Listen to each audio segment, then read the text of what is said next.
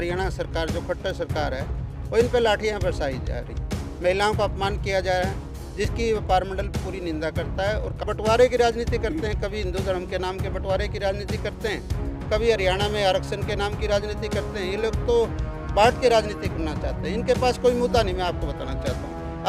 आज प्रदेश में जो चहुमुखी विकास होना था, वो विकास बिल्कुल ठप पड़ा है। आज पूरे प्रदेश की कानून व्यवस्था ठप है, मैं आपको बताना चाहता हूँ। हर रोज हत्या और फिरौती के मामले होते हैं कि पंचायत मंत्री जो सरपंचों को चोर बताने का काम करें, और विपक्ष ने उनको आईना दिखा दिया था। और ये सरकार तो बिल्कुल भ्रष्टाचारी सरकार है और अहंकारी सरकार है। इन्होंने किसी प्रदेश के हित में आज तक कोई योजना बनाई हो?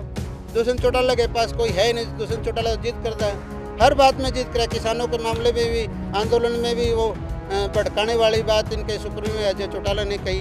तो देख लेना, कांग्रेस की सत्ता आएगी, इनके सारे घोटाले उजागर करने का काम करें। जितने दुष्यंत चौटाला 12 महकमे ले रहा है, सारे में घोटाले हैं। सरेआम इसकी बेइज्जती विधानसभा में हुई नहीं, इसको चोर कहा गया। तो 40 दिन से ये सरपंच हमारे भाई बैठे हैं, लेकिन बड़े दुर्भाग्य की बात है, हरियाणा सरकार इनकी बात को सुन नहीं रही।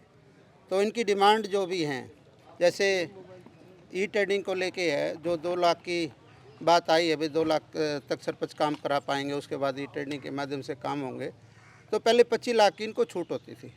मेरी हरियाणा सरकार से मांग है, इनकी जो इनकी छूट है, जो इनके अधिकार हैं, इनके अधिकार वापस देने चाहिए। ये टकराव की स्थिति न बनाए सरकार।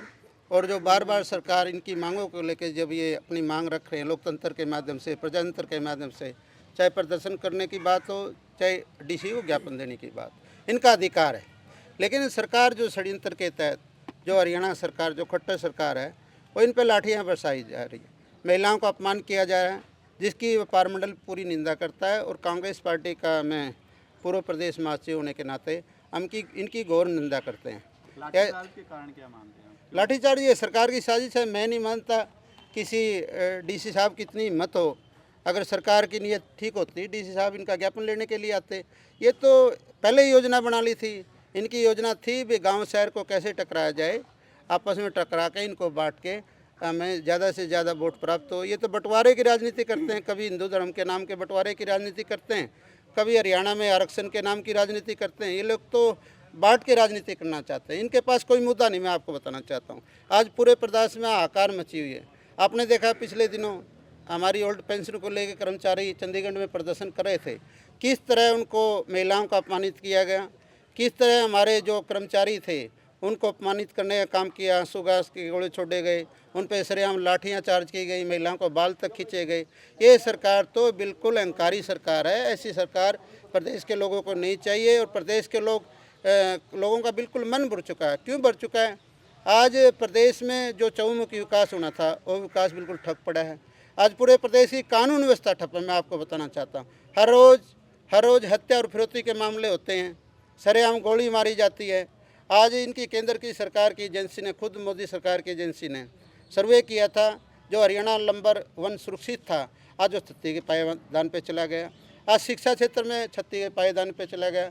ना कोई शिक्षा क्षेत्र में ये कार्य कर रहे, ना कोई कृषि क्षेत्र में ये कार्य करे। आज 40 लाख युवाओं की जो बड़ी संख्या है, जो बेरोजगार हैं, तो कितनी बड़ी संख्या में आज युवाओं को रोजगार नहीं दे रहे, झूठे वादे कर रहे हैं, वादों का पूरा ढेर लगा देते हैं। सरपंचों के मुद्दे पे कांग्रेस का पक्ष क्या है? बिल्कुल कांग्रेस पार्टी का एक स्टैंड है। माननीय सांसद जी सबसे पहले जींद आए थे और धरने पे समर्थन करके गए थे।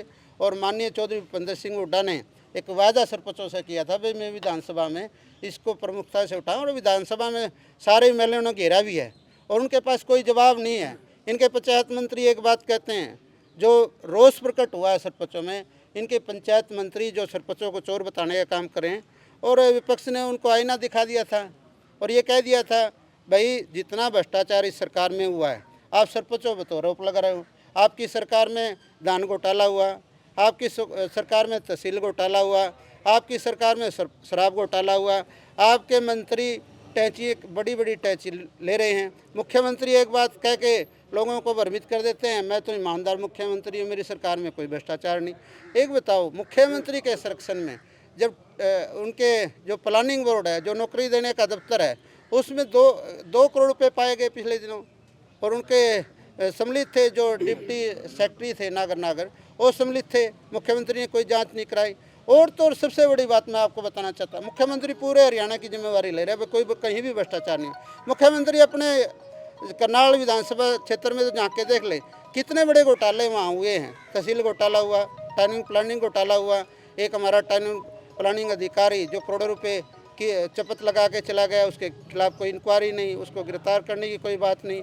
चेयरमैन जो सरेआम वहाँ दफ्तर में पकड़े गए टैच ले, तो उसको कोई गिरफ्तारी करने की बात नहीं।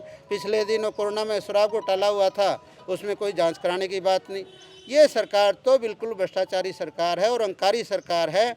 इन्होंने किसी प्रदेश के हित में आज तक कोई योजना बनाई हो, कोई इन्होंने बहुत बड़े बिजली प्लांट की बात का निर्माण कराया हो, कोई इंडस्ट्री लगाने की बात हो, कोई कॉलेज बनाने की बात हो, एक भी कोई सिंचाई में काम करने की बात हो, कोई कृषि में करने की बात हो, कोई शिक्षा क्षेत्र में काम करने की बात, इस सरकार ने कोई काम नहीं किया, बल्कि एक काम कर दिया, गरीबों को हकों को कुचल के रख दिया।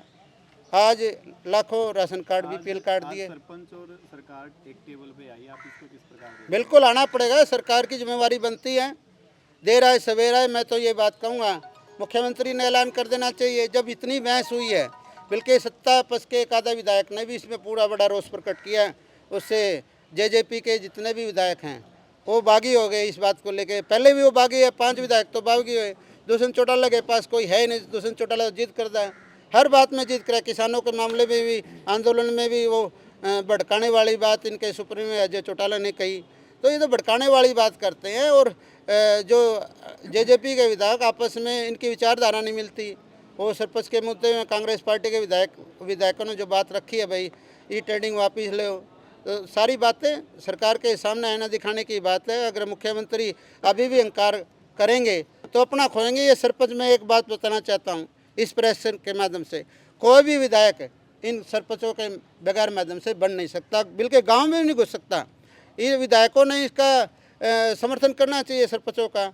जब उन्हें ये पता चलेगा अभी 2024 के चुनाव में गांव में उनका कोई एजेंट बनने के लिए भी तैयार नहीं होगा, ये सबसे बड़ी मार तो विधायकों में पड़ेगी। मैं आपको बताना चाहूँ, जो वर्तमान विधायक हैं अगर इन सरपंच के पक्ष में नहीं आएंगे, अपना खोएंगे। देखो चुनाव तो होंगे लेकिन वो हार जाएंगे अगर कोई भी विधायक इनका समर्थन नहीं करे। सभी विधायकों ने इनका समर्थन करना चाहिए। एक बयान आया था बबली जी का कुछ दिन पहले कि अगर सरपंच काम पे नहीं लौटते हैं तो जो पंच है गांव में वो बहुमत सिद्ध करके उनको जो काम है वो दिया जाएगा। ये तो सिर्फ बांटने की राजनीति करती है, ना कोई सरपंच से लेना, ना किसी पंच से लेना, ना किसी ग्राम पंचायत से कोई लेना देना। ये तो बांटने की कोशिश कर रहे हैं। ये जो अधिकार जो छीनने की बात कर रहे हैं, ये अपनी जेब भरने की बात है। और जो बबली पंचायत मंत्री है, सारा कमीशन में खा जाऊं, सारे ठेकेदार मेरे लग जाएं, ये रोड़ा है। और सरपंच के अधिकार छीनने की बात नहीं है, ये तो अपनी जेब के अधिकार की बात कर रहे हैं, अपने हित की बात कर रहे हैं। जितने भी घोटाले हुए हैं पंचायत विभाग में, सबसे बड़ा घोटाला है, क्यों नहीं जांच कराते बबली जी? 12% सीधे हम कमीशन लिया जाता है। पहले अपने गिरेबान में तो झाँक ले, सरपंचों के ऊपर आरोप लगाने से पहले अपने गिरेबान में झाँक ले। मैं कहूँ सबसे बड़ी भ्रष्टाचारी सरकार रिकॉर्ड तोड़ बनाएगी। आप देख लेना, कांग्रेस की सत्ता आएगी, इनके सारे घोटाले उजागर करने का काम करेंगे। जितने दुष्यंत चौटाला 12 महकमे ले रहा है, सारे में घोटाले हैं। सरेआम इसकी बेइज्जती विधानसभा में हुई नहीं, इसको चोर कहा गया। इसमें नैतिक का आधार पे इस्तीफा दे देना चाहिए। ये तो बेशरम लोग हैं, ये तो आपस में भिड़वाने का काम करेंगे, मरवाने का काम करेंगे। ये हमारे जनता को आपस में भिड़ा के ये शहीद भी करना चाहते हैं। जैसे 750 किसान शहीद हो गए, ये बीजेपी सरकार करी थी। ये किसानों के हित में है, ये व्यापारियों के हित में, ये आड़तियों के हित में। 3 कृषि काले कानून, मोदी जी ने माफ़ी नहीं मांगी। हमारे 750 किसान शहीद हो गए, इनकी जिद की वजह से वो किसान शहीद हुए। एक साल बॉर्डरों पे बैठे रहे। क्या कसूर था उन किसानों का? वो क्या मांग थी? इनके किए गए वादे याद दिला रहे थे। एमएसपी इन्होंने किया था, भाई एमएसपी किसान को देंगे, दोगुना लाभ देंगे, दोगुनी आय करेंगे। कहाँ है वो सारे वादे हवा हवाई है इनके। सर ये बताइए, आज व्यापार मंडल की तरफ से समर्थन दिया गया सरपंच? बिल्कुल, व्यापार में मेरी चर्चा हुई थी। आदरणीय अध्यक्ष जी जो हमारे बजरंग दास गर्ग जी हैं, उन्होंने भी मेरे को कहा था, क्योंकि वो भी कई बार धरनों पर गए हैं। और कांग्रेस का मैं पदाधिकारी होने के नाते हमारे माननीय चौधरी भूपेंद्र सिंह हुड्डा भी इस मुद्दे पर बोल के संघर्ष कर रहे हैं। सड़कों पर भी प्रदर्शन किया। चौधरी भूपेंद्र सिंह हुड्डा ने विधानसभा को घेरने का काम किया। चौधरी भूपेंद्र हुड्डा ने 23 तारीख को इस मुद्दे पर विधानसभा को घेरने का काम किया। मेरी दोनों में अहम जिम्मेवारी है। मैं जिला प्रधान भी हूँ और कांग्रेस पार्टी का पूर्व प्रदेश पदाधिकारी भी हूँ। मेरी दोनों भी जिम्मेवारी बनती है। सर, सरकार का मानना है कि ई टेंडरिंग से भ्रष्टाचार खत्म होगा, इसके बारे में आपका क्या कहना है? मैं बताऊं मैडम जी, जो मैंने पहले ही बात करी है, ई टेंडिंग का तो खाम खाई का एक टकराने का, आपस में शहर गांव के लोग टकरा जाएं, इनका यो मुद्दा है। भ्रष्टाचार तो पहले इसी है, कोई नई बात रखें तो बात करें। भ्रष्टाचार तो इनके सारे महकमे में है। आज शराब घोटाला हुआ, भ्रष्टाचार नहीं था क्या? तहसील घोटाला, वो भी भ्रष्टाचार था। इनके सरकारी दफ्तर में करोड़ों रुपए की टैची मिली, वो भी भ्रष्टाचार था। ये अभी तो इन्होंने कुछ दिया ही नहीं, बात भ्रष्टाचार की कर रहा है। पहले अपनी भ्रष्टाचार की इंक्वायरी करा ले सरकार। नहीं, कांग्रेस 2024 में सत्ता में आएगी, सारे इनके घोटाले उजागर करेंगे, फिर पता चल जाएगा वे सरपंच भ्रष्टाचार बचाते हुए इनके मंत्री भ्रष्टाचार करें थे। जी।